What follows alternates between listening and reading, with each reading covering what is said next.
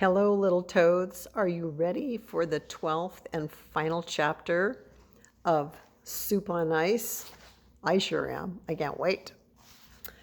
So, here is the picture, the beginning of the chapter. I see Slosh Dubinsky dressed as Santa Claus in the middle of all of these children. Here's the big tree in the town square. What is that near the top of the tree? Gotta see what happens. Remember, in the last chapter, they were going at a really fast rate of speed, driven by the north wind, and they were headed straight for the double zoomer, and that sleigh turned into a sail sleigh, remember? I prayed. Soup hollered, "No, no, no!" Mr. Dubinsky grabbed us both and swore. Ahead, the gigantic Christmas tree was towering high above the double zoomer. All its festive lights suddenly burst into assorted colors, an illuminating tribute to Christmas, the electric genius of Mr. Harold Spencer, and borrowed voltage from our neighboring communities.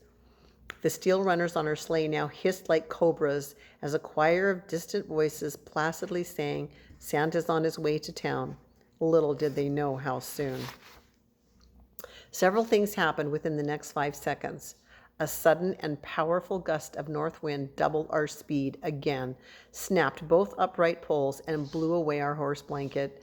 Mr. Dubinsky said a dirty word. Soup and I ducked lower, and worst of all, the curly runners of our sleigh entered the bottom of the double zoomer ice slide. Never before, neither in fact nor legend, had anyone ever slid up the double zoomer. We had always slid down.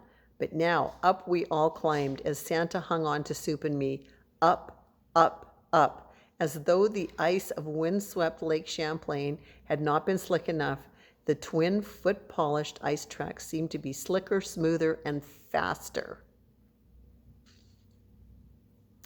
Yet our sleigh scooted up the double zoomer, it seemed, for less than a second. Then it reached the top of the icy slide, and like a ski jumper, it took off, up into the air. When I was very young, I'd always believed that Santa Claus came to town on Christmas Eve flying through the skies on a sleigh. Now it was really happening, but without a ho, ho, ho from Mr. Dubinsky, not even a cuss. He issued only one soft little moan of terror. Below, the open-mouthed faces of startled citizens looked up at us with an un-Christmassy disbelief. But we made believers of them all. Over their amazed expressions, we soared, heading, as I now realize with terror, towards disaster. Dead ahead stood the lighted Christmas tree. Bug-eyed, I watched the spruce tree growing as we flew toward it. Bigger, taller, wider. Crash! Bam! Boom! Just as our sleigh hit the Christmas tree, I heard the second loudest electrical explosion that anyone anywhere had ever heard. Sparks popped as light shattered and electrical cords encircled us, followed by an even louder explosion which blew out every light in Learning, in northern Vermont, in half of New Hampshire, and in several hamlets of Canada. A dull screech, but kids cheered. It wasn't merely Christmas Eve. It was a mad combination of the 4th of July, April Fool's Day, and Halloween, producing the most colorful display of bursting fireworks the wide-eyed citizenry of Learning had ever witnessed. Down we sifted. Through the prickly spruce branches and sputtering sparks we tumbled, Santa and Soup and me. How we managed to avoid electrocution or a broken neck, I will never be able to explain. In a daze, Soup and I struggled to our feet and helped Mr. Dubinsky. He also survived, having landed on Janice Riker, a fact that helped to make my Christmas Eve a lot merrier and safer. Somebody pointed, "Look up yonder." I looked. A miracle was happening. The lights came on again all over the tree. High in the spruce hung its only Christmas ornament, Mr. Joe Sutter's sleigh, caught between two enormous, smoldering branches.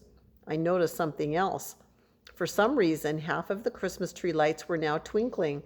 On, off, on, off. The other half merely continued to either emit sparks or explode. Ah, said Miss Boland, they're twinkling at last. In case you ain't noticed, snorted Harold Spencer, so's every doggone house light in town. It was true. Every light in learning had become a twinkler. No one seemed to care. Everyone was singing Joy to the World, with the possible exception of Janice. Having someone the size of Slosh land on you rarely produces either joy or music. I noticed that Mr. Stanley Dubinsky, still in his slightly torn Santa suit, sang the loudest of all. No sooner had the Christmas carol ended than someone pointed at Joe Sutter's sleigh again, and then at Santa. Hey, he said, it ain't Joe, it's Slosh. The entire crowd stilled into a deathly silence. Mouths fell open. Eyes stared in utter disbelief. Ho, ho, ho, Mr. Dubinsky laughed.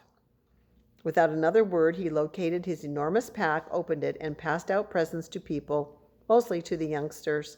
As he did it, the startled expressions on faces began to soften into friendly smiles. Folks even patted Slosh on the back, and best of all, the only name they called him was Santa. Boys hugged him, and little girls gave him kisses. It was then that I saw something that made me hold my breath. Reaching into his sack, Slosh extracted one very particular gift. It was an official Buck Jones Daisy Repeater BB gun. No, I said. Worst of all, I knew that Mr. Dubinsky was about to call out the name Luther, and Soup would get my gun. My heart sank. All my hopes for Christmas were about to slip painfully away. Soup would own the BB gun, and I wouldn't. Pangs of envy went surging through my loins. High above his head, Mr. Slosh Dubinsky held the one coveted prize. I saw Soup's face begin to smile. Darn him, he knew he was getting it.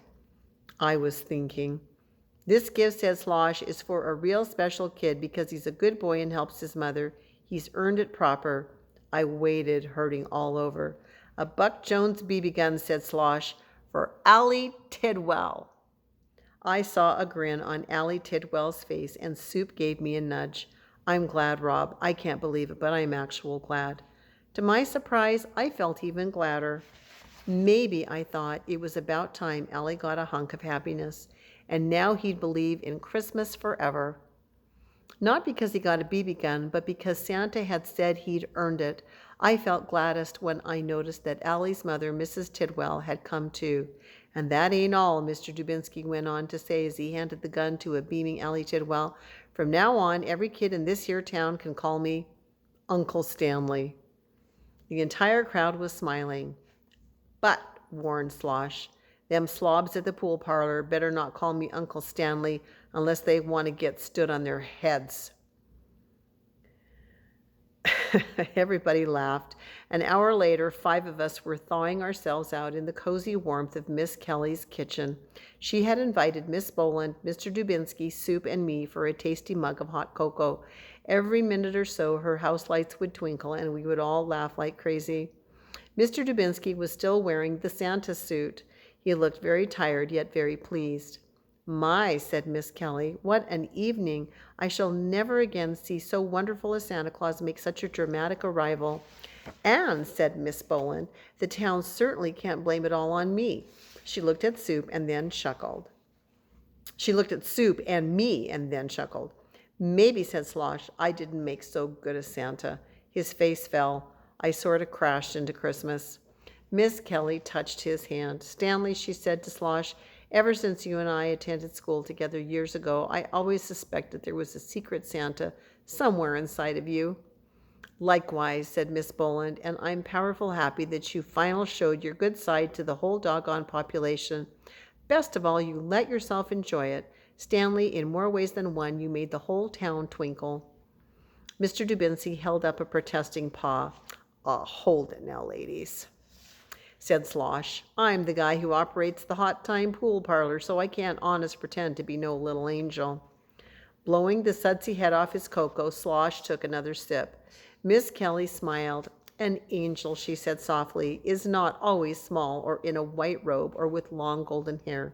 Angels come in all sizes and guises, and when our hearts know that we have our very own special angel, I guess it makes us the richest folks on earth. I looked up at my 3 grown-up friends. We had 3 angels, I thought, not just one. Gee, said Slosh, I'm an angel. He grinned. Maybe the guys at the pool parlor will kid me about this, but I will just shrug it off. Seeing as it was getting late, and because Christmas morning brings farm chores before other activities, it was time for Soup and me to leave. Our biggest Santa, our big Santa, a nurse and a teacher all hugged us and pointed us for home. Walking upright, neither Soup or I walked too much, hardly at all. I was listening to the squeaky music our boots created on the road's hard-packed snow. Oh, not walked too much. Walking, I got to read that whole thing over again. Walking up road, neither Soup or I talked too much, hardly at all. I was listening to the squeaky music our boots created on the road's hard-packed snow. I remember that as when I was a child walking in the snow when it's really, really cold out. The snow crunches and makes a kind of a squeaky sound when you walk on it.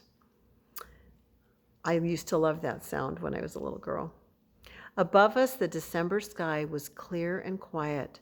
Stars were blinking. One star looked brighter, and I wanted to touch it because that one special star made me feel that getting a Buck Jones BB gun wasn't so important.